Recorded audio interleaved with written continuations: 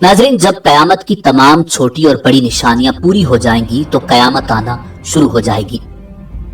कयामत की इब्तिदा नफ़ख़े सूर से होगी, जिसके बारे में इमामुल अंबिया जनाब मुहम्मदुर रसूलुल्लाह सल्लल्लाहु अलैहि वसल्लम ने इरशाद फरमाया, अल्लाह ताला के 4 मुकर्रब फरिश्तों में से हजरत इसराफील अलैहिस्सलाम सूर मुंह में लिए अपनी पेशानी झुकाए कान अल्लाह ताला के हुक्म पर लगाए हुए हैं। जैसे ही अल्लाह ताला हुक्म देंगे वो सूर फूंकना शुरू कर देंगे और कयामत का आगाज हो जाएगा।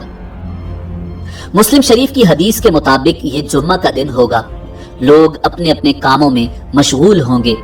अचानक मशरिक व मगरिब के तमाम लोग एक लंबी आवाज सुनेंगे जो आहिस्ता आहिस्ता ऊंची होती जाएगी।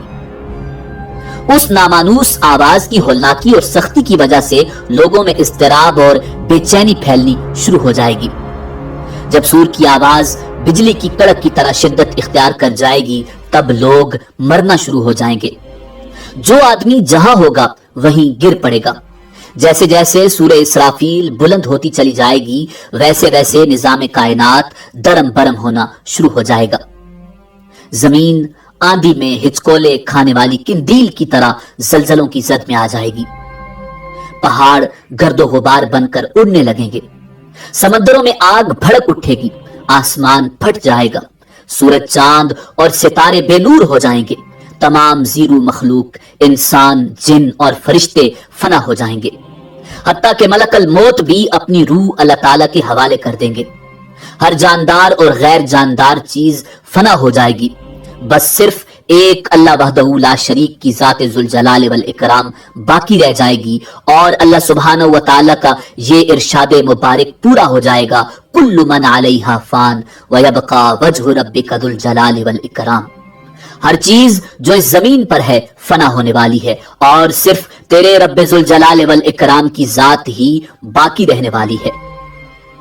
जब हर चीज फना हो जाएगी तो अल्लाह सुब्हानहू व तआला ऐलान फरमाएंगे, ऐनल जब्बारून ऐनल मुतकब्बिरून लिमनिल मुल्कुल यौम। दुनिया में जब्बार बनने वाले कहां हैं? दुनिया में मुतकब्बिर बनने वाले कहां हैं? आज के रोज बादशाही किसकी है? तवील सन्नाटे के बाद अल्लाह सुब्हानहू व तआला खुद ही उस सवाल का जवाब इरशाद फरमाएंगे, लिल्लाहिल वाहिदिल कहार। आज के रोज बादशाहत सिर्फ अल्लाह वाहिद और कहार की है। मुस्लिम शरीफ की हदीस के अल्फाज यूं हैं, अनल मलिकु ऐनल जब्बारून अल मुतकब्बिरून। मैं हूं बादशाह, कहां है दुनिया के जब्बार और मुतकब्बिर। एक तवील मुद्दत जिसका इल्म अल्लाह सुब्हानहू व तआला को है, सुकून और सन्नाटे में गुजर जाएगी। फिर जब अल्लाह ताला चाहेंगे नए सिरे से आसमान, जमीन और फरिश्तों को पैदा फरमाएंगे। नई जमीन में इमारतों, दरख्तों, पहाड़ों और समंदरों का नामो निशान तक नहीं होगा, बल्कि वो सफेद, हमवार और चटियल मैदान होगी जो अपने रब के नूर से खूब रोशन होगी।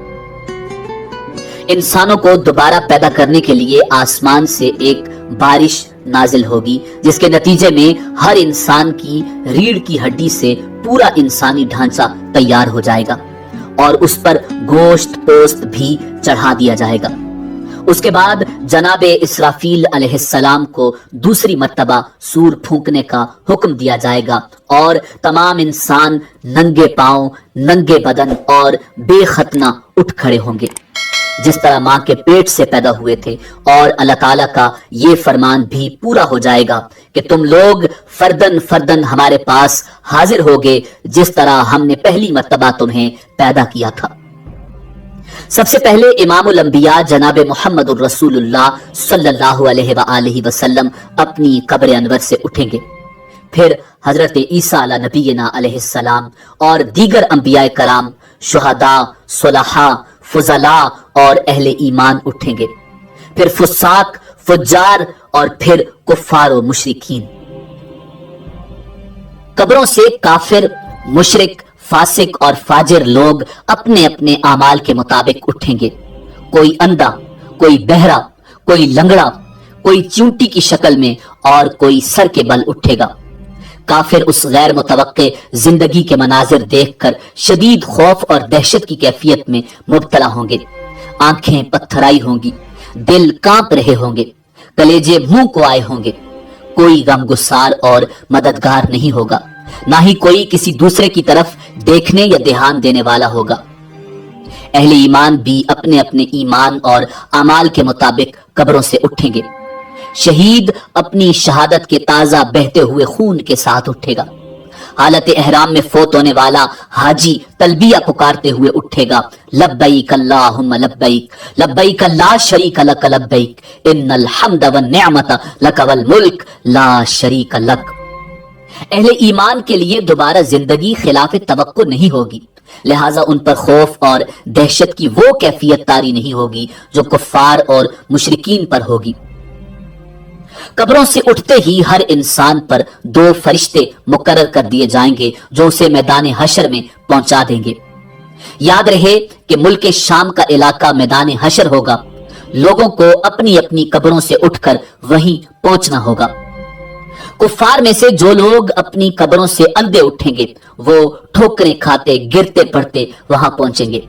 जो लोग चींटियों के जिस्म में उठेंगे वो लोगों के पांव तले रोंदे और कुचले जा रहे होंगे, और जो लोग सर के बल उठेंगे वो इंतहाई जिल्लत और रुसवाई के साथ ये सफर तय करेंगे। बाज काफिरों को आग हाँक कर मैदान हशर में ले जाएगी। काफिर जहां कहीं थक हार कर रुकेंगे आग भी रुक जाएगी, और जहां चलेंगे आग भी उनके साथ चलना शुरू कर देगी। अहले ईमान भी अपने अपने अकायद और आमाल के मुताबिक मैदान हशर में पहुंचेंगे। बाज लोग पैदल पहुंचेंगे, बाज लोग ऊंटों पर सवार होंगे। किसी ऊंट पर एक, किसी ऊंट पर दो, किसी पर चार, हत्ता के 10-10 आदमी भी एक ऊंट पर सवार होंगे। सारी मखलूक चुपचाप दम सादे एक ही सिमत रवां दवा होगी। किसी को ऊंची सांस लेने की भी मजाल नहीं होगी। हर आदमी को एहसास होगा कि आज इम्तिहान जिंदगी का नतीजा निकलने वाला है। जब सारी मखलूक मैदान हशर में पहुंच जाएगी तो ऐलान किया जाएगा, वमताजुल यौम अय्युहल मुजरिमून, मुजरिमों आज के रोज तुम नेक लोगों से अलग हो जाओ। सब लोग अलग अलग गिरोहों में तकसीम कर दिए जाएंगे। सूरज की परस्तिश करने वालों का गिरोह, सितारों की परस्तिश करने वालों का गिरोह, आग की परस्तिश करने वालों का गिरोह, बुतों की परस्तिश करने वालों का गिरोह, कब्रों की परस्तिश करने वालों का गिरोह, मुनाफिकों का गिरोह, मुर्तदों का गिरोह एक तरफ, और दूसरी तरफ ईमानदारों को उनके अकायद और अमाल के मुताबिक अलग अलग गिरोहों में तकसीम किया जाएगा। मैदान हशर में लोग नंगे पांव और नंगे बदन होंगे। सूरज 1 मील के फासले पर आग बरसा रहा होगा। जमीन दहक रही होगी। जिस्म सूरज की आग में जल रहे होंगे। जमीन पर पांव रखने मुश्किल होंगे। दूर दूर तक कहीं साया नजर नहीं आएगा। लोग अपने अपने अकायद और आमाल के मुताबिक पसीने में शराबूर होंगे। किसी को टखनों तक, किसी को पिंडली तक, किसी को घुटनों तक, किसी को जानुओं तक, किसी को कमर तक पसीना आया होगा। कोई सीना और गर्दन तक पसीने में डूबा होगा। कुफ्फार और मुशरिकीन को मुंह में पसीने की लगाम आई होगी और बाज पसीने में डुबकियां खा रहे होंगे। भूख और प्यास की शिद्दत से लोगों का बुरा हाल होगा। भूख, प्यास और शदीद गर्मी की हालत में लोग 50,000 साल तक खड़े रहेंगे और तंग आकर अल्लाह ताला से दुआ करेंगे, या अल्लाह हमें इस मुसीबत से निजात दिला, खा जहन्नुम में भेज दे। याद रहे आज सूरज का हमारी जमीन से फासला 9 करोड़ 30 लाख मील है। इसके बावजूद जून और जुलाई में जमीन इस कदर गर्म हो जाती है कि 1 मिनट के लिए इस पर नंगे पांव खड़े होना नामुमकिन होता है। गौर फरमाइए उस रोज क्या हाल होगा जिस रोज जमीन का दर्जा हरारत आज के मुकाबले में 9 करोड़ दर्जे ज्यादा होगा। लाचार होकर लोग हजरत आदम अला नबीना अलैहिस्सलाम की खिदमत में हाजिर होंगे और अर्ज करेंगे, अल्लाह ताला ने आपको अपने हाथ से बनाया और अपनी रूह फूंकी, फरिश्तों से सजदा करवाया, जन्नत में जगह दी। आज हमारे लिए सिफारिश कर दें कि अल्लाह ताला हिसाब किताब शुरू करके हमें हशर की तकलीफ से निजात दे दे। حضرت آدم علی نبینا علیہ السلام فرمائیں گے آج میرا رب اس قدر غصے میں ہے کہ اس سے پہلے کبھی ہوا نہ آئندہ ہوگا. مجھ سے جنت میں اللہ تعالیٰ کی نافرمانی ہو گئی تھی جس کی وجہ سے مجھے اپنی جان کی فکر ہے، لہٰذا میں سفارش نہیں کر سکتا، تم لوگ نوح کے پاس چلے جاؤ. لوگ حضرت نوح علیہ السلام کی خدمت میں حاضر ہوں گے اور اپنا مدعا بیان کریں گے. حضرت نوح علیہ السلام بھی یہی کہیں گے کہ آج میرا رب اتنے غصے میں ہے کہ اس سے پہلے کبھی اتنا غصے میں نہیں تھا اور نہ اس کے بعد آئے گا. میں نے دنیا میں اپنی قوم کے لیے بد دعا کی تھی جس کے نتیجے میں وہ ہلاک ہو گئی. آج مجھے اپنی جان کی فکر ہے، میں سفارش نہیں کر سکتا، تم لوگ ابراہیم خلیل اللہ علیہ السلام کے پاس چلے جاؤ، وہ سفارش کریں گے. لوگ اللہ کے پیغمبر جد رسول حضرت ابراہیم خلیل اللہ علیہ السلام کی خدمت میں حاضر ہوں گے اور عرض کریں گے آپ اللہ کے نبی اور اس کے خلیل ہیں، اپنے رب کے حضور سفارش کر دیں. آپ دیکھ رہے ہیں ہماری کیا حالت ہو رہی ہے. حضرت ابراہیم علیہ السلام بھی وہی بات فرمائیں گے جو حضرت آدم اور حضرت نوح علیہ السلام نے کہی تھی. آج میرا رب اس قدر ناراض ہے کہ اس سے پہلے کبھی اتنا ناراض نہیں ہوا، نہ اس کے بعد ہوگا. میں نے دنیا میں 3 جھوٹ بولے تھے جس کی وجہ سے آج مجھے اپنی جان کی فکر ہے، کہیں اللہ تعالیٰ باز پرس نہ کریں. لہٰذا تم لوگ موسیٰ کے پاس چلے جاؤ. لوگ موسیٰ کلیم اللہ علیہ السلام کی خدمت میں حاضر ہوں گے اور عرض کریں گے اللہ تعالیٰ نے آپ سے ہم کلام ہو کر سارے لوگوں پر آپ کو فضیلت دی. آپ دیکھ رہے ہیں ہماری کیا حالت ہو رہی ہے، آپ اپنے رب کے حضور سفارش کر دیں. حضرت موسیٰ علیہ نبینا علیہ السلام فرمائیں گے آج تو میرا رب اس قدر غصے میں ہے کہ اس سے پہلے کبھی نہ ہوا اور نہ بعد میں ہوگا. میں نے دنیا میں ایک آدمی کو قتل کیا تھا جس کی وجہ سے مجھے اپنی جان کی فکر ہے، لہٰذا میں سفارش نہیں کر سکتا، تم لوگ عیسیٰ کے پاس چلے جاؤ. لوگ اللہ کے پیغمبر حضرت عیسیٰ روح اللہ علیہ السلام کی خدمت میں حاضر ہوں گے اور عرض کریں گے آپ اللہ کے رسول ہیں اور اس کا فرمان ہے کہ اللہ کی روح ہیں. آپ دیکھ رہے ہیں ہماری کیا حالت ہو رہی ہے، اپنے رب سے ہمارے لیے سفارش کر دیں. حضرت عیسیٰ روح اللہ علیہ السلام بھی وہی جواب دیں گے کہ آج میرا رب اس قدر غصے میں ہے کہ اس سے پہلے کبھی نہ ہوا اور نہ آئندہ ہوگا. تم لوگ محمد ابن عبداللہ علیہ تحیت و ثنا کی خدمت میں حاضر ہو جاؤ، وہ تمہاری سفارش کریں گے. لوگ سید الانبیاء رحمت للعالمین شفیع المسلمین کی خدمت میں حاضر ہوں گے اور عرض کریں گے آپ اللہ کے رسول اور خاتم الانبیاء ہیں، اللہ نے آپ کے اگلے پچھلے سارے گناہ معاف فرما دیے ہیں. آپ دیکھ رہے ہیں ہماری کیا حالت ہو رہی ہے، اپنے رب کے حضور سفارش کر دیجئے کہ وہ ہمارے حساب کتاب کا آغاز فرمائے. رسول رحمت صلی اللہ علیہ وآلہ وسلم فرمائیں گے ہاں آج کے روز سفارش کے لائق میں ہی ہوں. چنانچہ آپ صلی اللہ علیہ وآلہ وسلم کو میدان حشر سے شفاعت کے بلند ترین مقام محمود پر پہنچا دیا جائے گا جو جنت میں عرش الہی کے نیچے ہوگا. وہاں پہنچ کر آپ صلی اللہ علیہ وآلہ وسلم اپنے رب کے حضور سجدہ میں گر پڑیں گے اور اللہ تعالیٰ کی حمد و ثنا بیان کریں گے. پھر جب اللہ تعالیٰ کا غصہ کم ہوگا تو خالق کائنات ارشاد فرمائے گا اے محمد سر اٹھاؤ اور سوال کرو دیے جاؤ گے، سفارش کرو قبول کی جائے گی. یہی شفاعت کبریٰ ہوگی. شفاعت کبریٰ کی منظوری کے بعد رسول اکرم صلی اللہ علیہ وآلہ وسلم مقام محمود سے میدان حشر میں واپس تشریف لائیں گے. اس کے بعد حق تعالی فرشتوں کی میت میں میدان حشر میں نزول اجلال فرمائیں گے.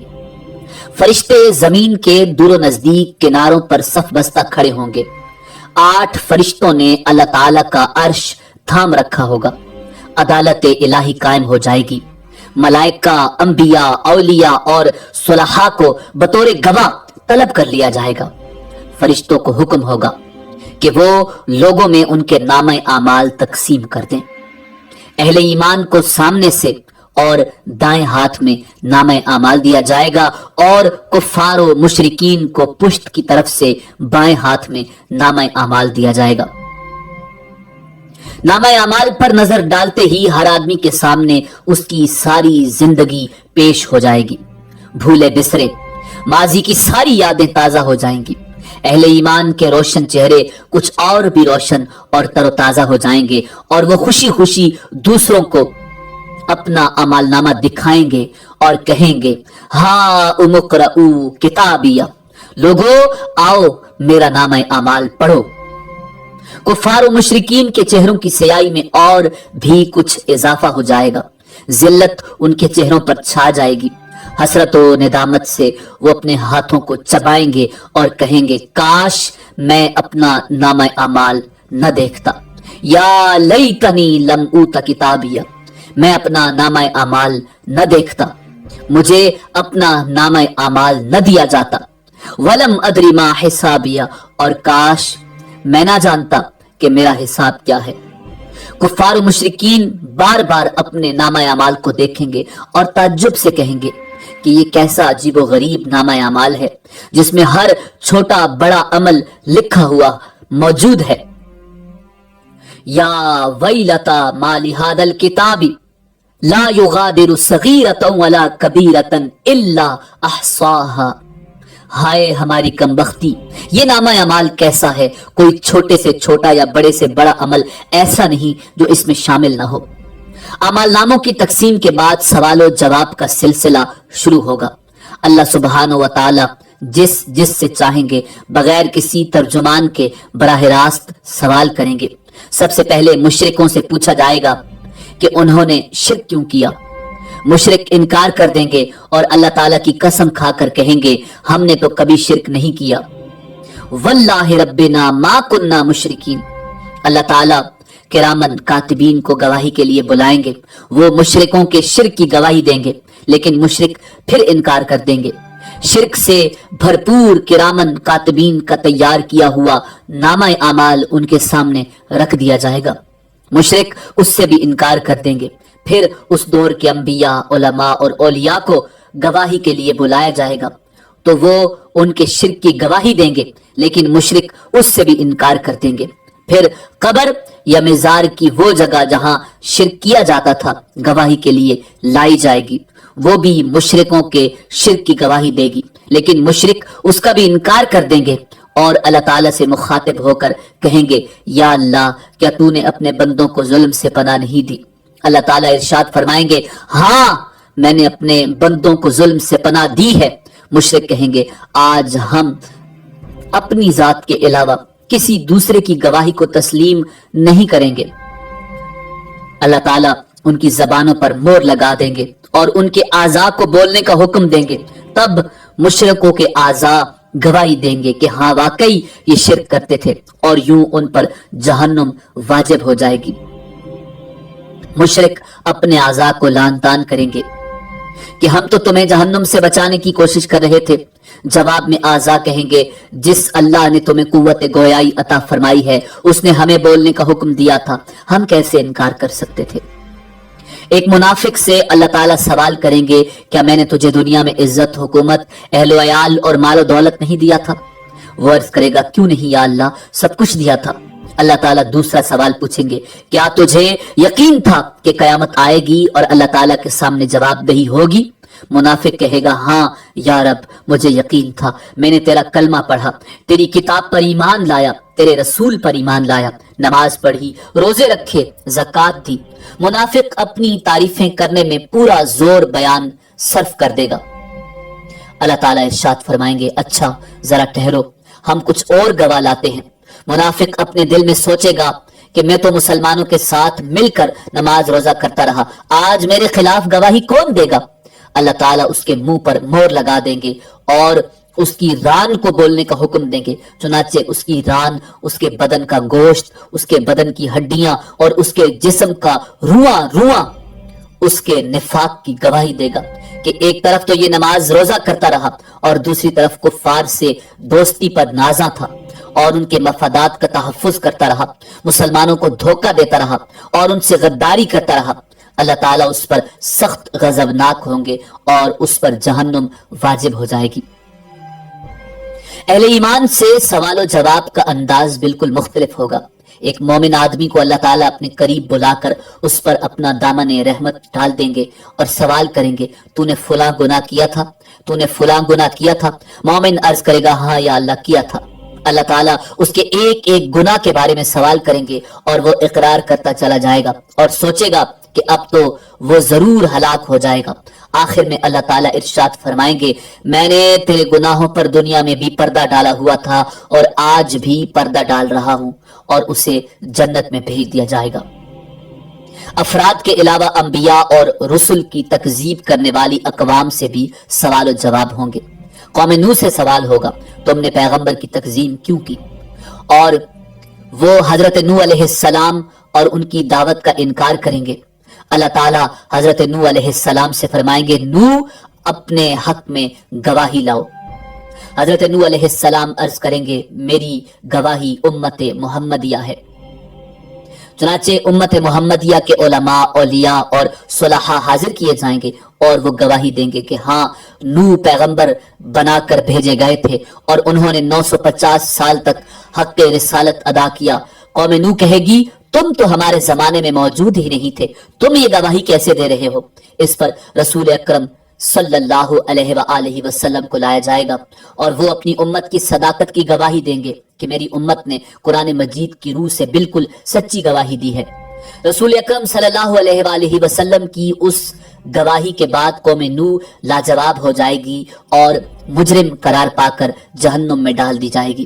ایسا ہی معاملہ قوم ہود، قوم صالح، قوم شعیب، قوم لوط اور دوسرے انبیاء کی اقوام کے ساتھ ہوگا۔ جرم ثابت ہونے کے بعد کافر بارگاہ الہی میں درخواست کریں گے، اے ہمارے رب، ہم نے سب کچھ دیکھ اور سن لیا، بس ایک دفعہ ہمیں دنیا میں واپس بھیج دے، ہم ضرور نیک عمل کریں گے۔ ارشاد ہوگا، یہ ممکن نہیں، اب تو تمہیں اپنے کرتوتوں کا ہمیشہ ہمیشہ کے لیے مزہ چکھنا ہوگا۔ کفار دوسری درخواست یہ کریں گے، یا اللہ، ہماری گمراہی کے ذمہ دار ہمارے پیشوا اور لیڈر ہیں، انہیں ہماری نسبت دوہرا عذاب دیا جائے۔ ارشاد ہوگا، تمہارا یہ عذر بھی قابل سماعت نہیں۔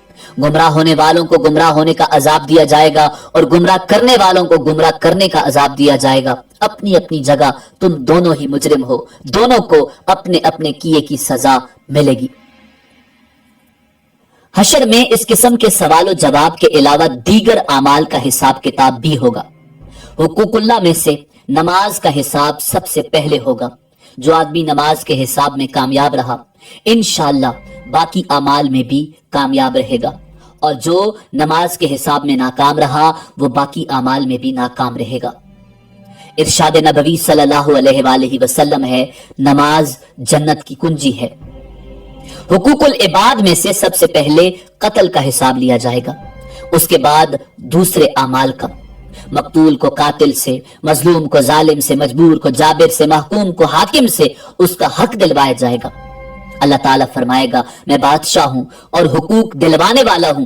آج کوئی جہنمی اس وقت تک جہنم میں نہیں جا سکتا جب تک کسی جنتی کو اس کا حق نہ دلوا دوں، اور کوئی جنتی اس وقت تک جنت میں نہیں جا سکتا جب تک کسی جہنمی کو اس کا حق نہ دلوا دوں۔ چھوٹے سے چھوٹے ظلم اور معمولی سے معمولی زیادتی کا حق بھی اللہ تعالیٰ حقدار کو دلوا کر چھوڑیں گے۔ اگر کسی نے پیلو کی ٹہنی کے برابر کسی کا حق غصب کیا ہوگا یا کسی کی بے عزتی کی ہوگی تو اللہ تعالیٰ اس کا بدلہ بھی دلوائیں گے۔ اگر کسی نے کسی جانور پر ظلم کیا اور زیادتی کی ہوگی تو اس جانور کا بدلہ بھی اللہ تعالیٰ لے کے چھوڑیں گے۔ حتیٰ کہ اگر کسی جانور نے کسی جانور پر ظلم کیا ہوگا تو ان جانوروں کو بھی ایک دوسرے سے حقوق دلوانے کے لیے زندہ کیا جائے گا اور مظلوم جانور کو ظالم جانور سے بدلہ دلوایا جائے گا۔ اس کے بعد انہیں دوبارہ مرنے کا حکم دیا جائے گا۔ بدلہ یا حقوق کی ادائیگی نیکیوں کے ساتھ ہوگی۔ ظالم نے مظلوم پر جتنا ظلم کیا ہوگا اس کے برابر اس کی نیکیاں لے کر مظلوم کو دی جائیں گی۔ اگر ظالم کے نامہ اعمال میں نیکیاں نہیں ہوں گی تو پھر مظلوم کے گناہ ظالم کے سر پر ڈال دیے جائیں گے۔ حقوق لینے اور دینے کے بعد تمام انسانوں کے نامہ اعمال اپنی آخری شکل میں وزن ہونے کے لیے تیار ہو جائیں گے اور اتمام حجت کے لیے میزان قائم کیا جائے گا۔ میزان میں جن لوگوں کی نیکیوں کا پلڑا بھاری ہوگا وہ کامیاب قرار پائیں گے اور جنت میں جائیں گے، اور جن کی برائیوں کے پلڑے بھاری ہوں گے وہ جہنم میں جائیں گے۔ بعض لوگوں کے میزان میں ایک نیکی کی زیادتی یا ایک نیکی کی کمی ان کے جنتی یا جہنمی ہونے کا فیصلہ کر دے گی، اور کہا جاتا ہے کہ ہر شخص کے اعمال تلنے پر ایک فرشتہ اعلان کرے گا کہ فلاں ابن فلاں کامیاب ہوا یا فلاں ابن فلاں ناکام ہوا۔ لوگوں کے نامہ اعمال کا وزن ان کے ایمان اور عقیدہ کے مطابق ہوگا۔ کفار، مشرکین، مرتدین اور منافقین کے ڈھیروں نیک اعمال کا وزن ذرہ برابر نہیں ہوگا، جبکہ ایک مومن آدمی کے نامہ اعمال میں 99 گناہوں سے بھرے ہوئے رجسٹر ہوں گے۔ اللہ تعالیٰ کے سوالوں کے جواب میں وہ اپنے گناہوں کا اعتراف کرے گا۔ اللہ تعالیٰ فرمائیں گے اس کے اعمال میزان میں تولے جائیں، نیکیوں کے پلڑے میں ایک چھوٹا سا کاغذ رکھ دیا جائے گا جس پر کلمہ توحید لکھا ہوگا۔ وہی کلمہ توحید اس کے گناہوں سے بھرے 99 رجسٹروں پر بھاری ہو جائے گا اور وہ جنت میں چلا جائے گا۔ میزان ان 3 جگہوں میں سے ایک ہے جس کے بارے میں اللہ تعالیٰ کے رسول امام الانبیاء جناب محمد رسول اللہ صلی اللہ علیہ وآلہ وسلم نے ارشاد فرمایا کہ وہاں کوئی آدمی کسی دوسرے آدمی کو یاد نہیں کرے گا، نہ اس کی مدد کرے گا، نہ اس کے کام آئے گا۔ اگر کسی آدمی کی ایک نیکی میزان میں کم ہو گئی تو سارے میدان حشر میں کوئی بھی اسے ایک نیکی دینے کے لیے تیار نہیں ہوگا، نہ بیٹا، نہ بیٹی، نہ بیوی، نہ کوئی دوست، نہ کوئی پیر و مرشد، نہ کوئی رشتہ دار، بلکہ سب ایک دوسرے سے دور بھاگیں گے۔ سب سے آخری اور مشکل ترین مرحلہ صراط کا ہوگا۔ ہر آدمی کو پل صراط سے ہی گزر کر جنت میں جانا ہوگا۔ پل صراط بال سے باریک اور تلوار کی دھار سے زیادہ تیز ہوگا، جسے جہنم کے اوپر رکھا جائے گا اور لوگوں کو اس سے گزرنے کا حکم دیا جائے گا۔ گزرنے سے پہلے پورے میدان حشر میں ہر طرف مکمل تاریکی اور اندھیرا چھا جائے گا۔ ہر آدمی کو اس کے عقیدہ اور اعمال کے مطابق صراط سے گزرنے کے لیے نور دیا جائے گا۔ اہل ایمان کو 2 نور کی مشلیں دی جائیں گی، بعض کو ایک مشل دی جائے گی، بعض لوگوں کو ٹمٹماتے چراغ کی روشنی دی جائے گی، حتیٰ کہ سب سے کم درجہ اس شخص کا ہوگا جس کے پاؤں کے انگوٹھے پر روشنی ہوگی۔ اہل ایمان پل صراط سے گزرتے ہوئے اللہ تعالیٰ سے دعا مانگیں گے، ربنا اتمم لنا نورنا واغفر لنا انک علی کل شیء قدیر۔ اے ہمارے پروردگار، ہمارا نور آخر دم تک قائم رہے، ہمیں بخش دے، بے شک تو ہر چیز پر قادر ہے۔ بعض اہل ایمان بجلی کی تیزی کے ساتھ پل صراط عبور کریں گے، بعض ہوا کی تیزی کے ساتھ، بعض تیز رو گھوڑوں کی رفتار سے اور بعض اونٹوں کی رفتار سے عبور کریں گے۔ بعض لوگ دوڑتے ہوئے، بعض لوگ عام چال سے اور بعض سست روح ہوں گے۔ بعض گرتے پڑتے، ٹھوکریں کھاتے اور زخمی ہوتے عبور کریں گے۔ پل صراط کے دونوں طرف خودکار کنڈے یعنی ہکس لگے ہوں گے جو اللہ تعالیٰ کے حکم کے مطابق بعض لوگوں کے چلنے میں صرف رکاوٹ ڈالیں گے، بعض لوگوں کو پل کے اوپر ہی بار بار گراتے رہیں گے، بعض لوگوں کو صرف زخمی کریں گے اور بعض کو کھینچ کر جہنم میں ڈال دیں گے۔ کچھ لوگ چند قدم ہی چلیں گے تو انہیں جہنم میں گرا دیا جائے گا، بعض لوگ کچھ فاصلہ طے کر لیں گے تو جہنم میں گرا دیے جائیں گے، بعض لوگ نصف فاصلہ طے کرنے کے بعد گرائے جائیں گے، بعض صراط عبور کرنے کے قریب ہوں گے تو گرا دیے جائیں گے۔ انسان کے اعمال صالحہ صراط پر نہ صرف نور مہیا کریں گے بلکہ انسان کی حفاظت بھی کریں گے، اور کہا جاتا ہے کہ قربانی کے جانور سواریوں کا کام دیں گے۔ صراط سے گزرنے کا منظر اس قدر ہولناک ہوگا کہ کسی کی زبان سے کوئی بات نہیں نکلے گی، صرف انبیاء کرام کی زبان سے یہ آواز سنائی دے گی، رب سلم رب سلم، یا اللہ ہمیں بچا لے، یا اللہ ہمیں بچا لے۔ صراط سب سے پہلے رسول کریم نبی محتشم صلی اللہ علیہ وآلہ وسلم اور آپ کی امت عبور کرے گی، بعد میں دیگر انبیاء اور ان کی امتیں عبور کریں گی۔ صراط عبور کرنے کے بعد تمام اہل ایمان پل صراط کے آخری حصے میں روک لیے جائیں گے اور جن مسلمانوں کے درمیان کوئی غلط فہمی یا گلا شکوہ، غصہ یا ناراضگی ہوگی وہ دور کی جائے گی۔ جب سارے اہل ایمان مکمل طور پر پاک اور صاف ہو جائیں گے تب انہیں جنت میں داخل ہونے کی اجازت دی جائے گی۔ نبی کریم رؤوف الرحیم امام الانبیاء جناب محمد الرسول اللہ صلی اللہ علیہ وآلہ وسلم جنت کے دروازے پر تشریف لائیں گے۔ دروازہ کھلے گا، آپ اپنی امت سمیت جنت میں قدم رنجا فرمائیں گے۔ جنت میں داخل ہونے کے بعد آپ کو اپنی امت کی فکر لاحق ہوگی، آپ اپنی امت کا حال دریافت فرمائیں گے۔ جب آپ کو معلوم ہوگا کہ بے شمار امتی جہنم میں ہیں تو آپ اللہ کے حضور سجدہ میں گر پڑیں گے، اللہ تعالیٰ کی حمد و ثنا کر کے سفارش کی اجازت طلب کریں گے۔ طویل مدت سجدہ میں گزارنے کے بعد حکم ہوگا، اے محمد جاؤ، آپ کی امت میں سے جن کے دل میں جو کے دانے کے برابر ایمان ہے انہیں جہنم سے نکال کر جنت میں داخل کر دو۔ رسول کریم صلی اللہ علیہ وآلہ وسلم فرشتوں کو لے کر اپنی امت کے برگزیدہ افراد کے ساتھ جہنم کے کنارے تک جائیں گے اور فرمائیں گے، اپنے اپنے اعزاء و اقارب اور اپنی اپنی جان پہچان کے افراد کی نشانی بتاؤ تاکہ فرشتے انہیں نکال لائیں۔ چنانچہ ایسے لوگ جن کے دل میں جو کے دانے کے برابر ایمان ہوگا جہنم سے نکال کر جنت میں لے جائیں گے۔ اس وقت آپ صلی اللہ علیہ وآلہ وسلم کی امت اہل جنت کا 1/4 ہوگی۔ آپ کی سفارش دیکھ کر دیگر انبیاء کرام بھی اپنی اپنی امتوں کی سفارش کریں گے۔ امت محمدیہ کے شہداء، علماء، اولیاء اور صلحاء کو بھی شفاعت کی اجازت دی جائے گی اور وہ بھی اپنے اپنے اعزاء و اقارب اور جان پہچان کے لوگوں کی سفارش کر کے انہیں جہنم سے نکلوا کر جنت میں لے جائیں گے۔ رسول کریم صلی اللہ علیہ وآلہ وسلم جنت میں واپس پہنچ کر پھر امت کے بارے میں سوال کریں گے، اب میری امت میں سے کتنے آدمی جہنم میں باقی ہیں؟ آپ کو بتایا جائے گا کہ ابھی تو 1000 تعداد میں لوگ جہنم میں ہیں۔ آپ پھر سفارش کے لیے سجدہ میں گر پڑیں گے۔ اذن شفاعت ملے گا کہ آپ کی امت کے وہ افراد جن کے دل میں چونٹی یا رائی کے برابر ایمان ہے انہیں بھی نکال لاؤ۔ آپ حسب سابق امت کے علماء، اولیاء، صلحاء کو ساتھ لے کر جہنم کے کنارے پہنچیں گے اور رائی کے برابر ایمان والوں کو جہنم سے نکال کر جنت میں لے جائیں گے۔ تب آپ کی امت اہل جنت کی 1/3 ہو جائے گی۔ آپ پھر استغفار فرمائیں گے، میری امت کے کتنے افراد ابھی جہنم میں ہیں؟ آپ کو بتایا جائے گا ابھی تو 1000 امتی جہنم میں ہیں۔ آپ اذن شفاعت کے لیے پھر سجدہ ریز ہو جائیں گے، اللہ تعالیٰ کی حمد و ثنا کریں گے۔ آپ کو پھر اذن شفاعت ملے گا کہ چونٹی یا رائی سے کم درجہ کے ایمان والوں کو بھی جہنم سے نکال لاؤ۔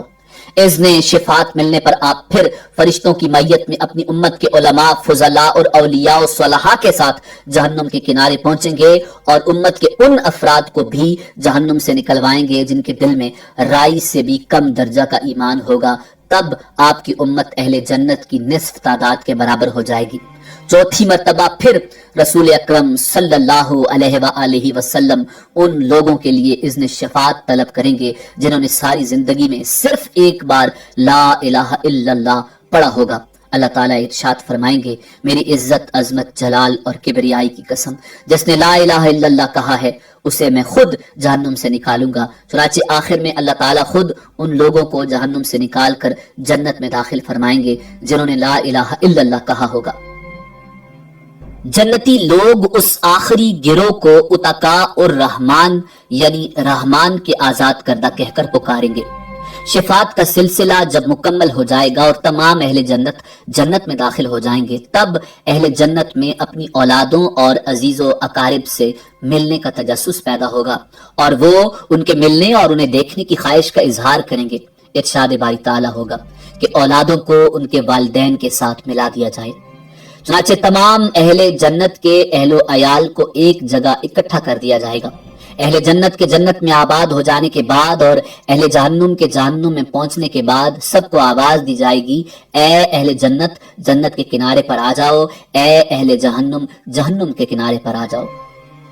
دونوں فریق جب کناروں پر پہنچیں گے ایک سفید مینڈا لایا جائے گا جس کے بارے میں سوال کیا جائے گا، اے اہل جنت، اے اہل جہنم بتاؤ یہ کون ہے؟ کہیں گے یا اللہ یہ موت ہے۔ اس کے بعد اللہ تعالیٰ اس مینڈے کو ذبح کرنے کا حکم دیں گے۔ مینڈے کو ذبح کرنے کے بعد اعلان کر دیا جائے گا، اے جنت والو، تمہارے لیے ہمیشہ ہمیشہ کے لیے جنت ہے، تمہیں کبھی موت نہیں آئے گی، اور اے جہنم والو، تمہارے لیے ہمیشہ ہمیشہ کی جہنم ہے، تمہیں بھی کبھی موت نہیں آئے گی۔ یہ سن کر جنتی لوگ اس قدر خوش ہوں گے کہ اگر خوشی سے مرنا ممکن ہوتا تو جنتی لوگ خوشی سے مر جاتے۔ جہنمی یہ اعلان سن کر اس قدر مغموم ہوں گے کہ اگر غم سے مرنا ممکن ہوتا تو جہنمی لوگ غم سے مر جاتے۔ آخرت کے شدید مصائب و آلام کے مقابلے میں دنیا کے مصائب و آلام نہ صرف عارضی بلکہ بہت ہی کم تر درجے کے ہیں۔ آخرت کی لازوال اور ابدی نعمتوں کے مقابلے میں دنیا کی نعمتیں بالکل عارضی اور کم تر درجے کی ہیں۔ پس عقل مند لوگ وہی ہیں جو نہ تو دنیا کے مصائب و آلام سے گھبرا کر اللہ اور اس کے رسول کی نافرمانی میں پڑیں اور نہ ہی دنیا کی رنگینیوں کے فریب میں مبتلا ہو کر اللہ اور اس کے رسول کو ناراض کر بیٹھیں، بلکہ دونوں حالتوں میں ان کی نگاہ آخرت کے آنے والے مراحل پر رہے۔ حضور نبی کریم صلی اللہ علیہ وآلہ وسلم سے دریافت کیا گیا، یا رسول اللہ، مومنوں میں سب سے زیادہ عقل مند کون ہے؟ آپ نے ارشاد فرمایا، جو موت کو زیادہ یاد کرتا ہو اور جو موت کے بعد آنے والے وقت کے لیے اچھی طرح تیاری کرتا ہو، وہ سب سے زیادہ عقل مند ہے۔ ناظرین، آخر میں اس بات کی وضاحت ضروری ہے کہ نفخ اولا سے لے کر جنت یا جہنم میں داخل ہونے تک کے تمام واقعات اور مراحل کی ترتیب کا ٹھیک ٹھیک تعین کرنا بہت مشکل ہے۔ اسی امید کے ساتھ اجازت دیجیے کہ آپ کو ہماری ویڈیو پسند آئی ہوگی۔ اللہ رب العزت کے حضور دعا ہے کہ پروردگار عالم ہمیں آخرت کی تیاری کرنے کی توفیق عطا فرمائے۔